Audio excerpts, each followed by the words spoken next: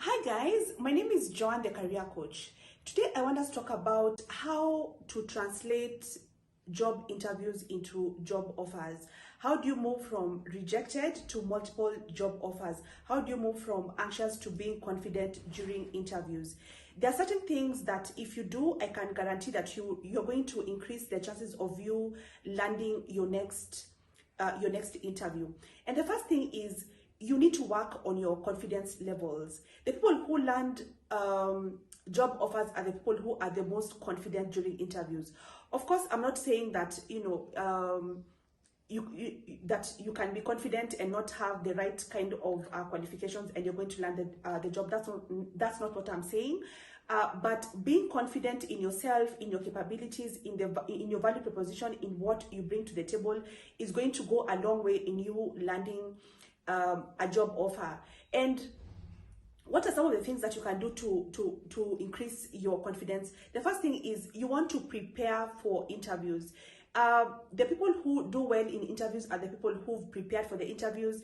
They've gone through the job description, they've gone through their CVs thoroughly, they've gone through the job profile and even done their homework about the organization. So they're not going and they don't know anything about the organization. If you do not prepare for an interview, you're preparing to fail the interview. And preparing for the interview is going to significantly increase your confidence levels and subsequently increasing the chances of you landing the job. The next thing you want to do is you need to form a connection with the panel. Just imagine you've met a new group of people. You can attest the fact that sometimes you meet people and there's an instant connection, and sometimes you meet people and you don't form any kind of connection. Of course, you'll want to spend more time with the people that you form a connection with. And it's the same thing during interviews. If you go for an interview and you fail to connect with the panel, there are high chances that you're not going to get that job. And how do you connect with the people that are interviewing you? Be sure you've read the job description. Do your research about the organization. Make sure you can clearly articulate who you are, what your value proposition is, and why they need to hire you for that particular position.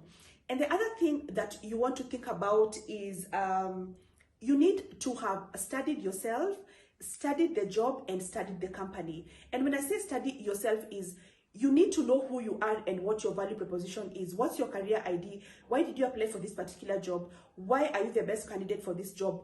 What is your unique competitive advantage? Why are you special than another person who has the same degree, the same years of experience, and the same profile as you? And the other thing is you need to study the job description. What you want to do is when you see a job that you're interested in, and maybe you see it on LinkedIn or any other job board, you want to download it, because sometimes those job descriptions disappear. It's going to be very sad when you're preparing for an interview and you do not know what the job description is. The job description is a guide that can really help you bag an offer, because then you know what you need to say and what not to say. The other thing is you need to do your homework about that company. Who are they, and what is their mission and vision, and what are they about? It's going to be so embarrassing when they ask you a simple question about them and you have no idea about who they are and what business they are in. So you really need to do that study of yourself, the job description, and the company that you're going to.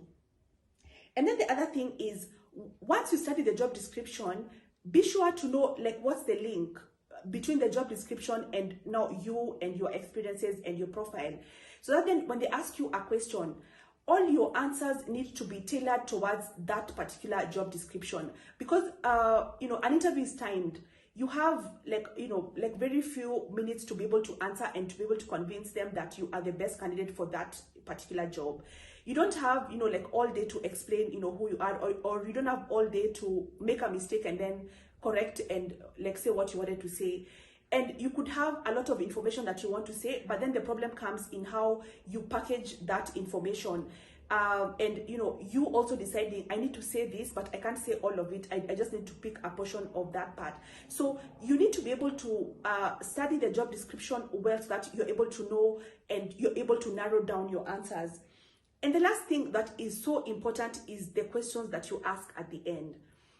How you open, so how you answer the tell me a little bit about yourself question is very important, because first impressions are important. But then also how you answer the last question is also, the kind of questions that you ask in the end is also very important, because then that's how you leave, you know, like a lasting impression. So you want to ask good questions. Please don't ask about, you know, like if they give potluck on Thursdays, or if, you know, you guys dress down on Fridays, or like what vacation days are you entitled to, or questions about pay. You'll have time to ask these questions, you know, before you sign before you accept the offer. So use that opportunity to ask good questions about the job, about like how they measure success, about like what are some of the challenges that you'd face if you're to take on that role, or is it a new position, or is it a backfill. The kind of impression that you leave at the very end is going to be very important, because you want to make sure that they remember you, and this is going to go a long way in them deciding whether or not they want to give you an offer. So that's all that I had for today. I hope this video has been beneficial. Thank you, and see you next time.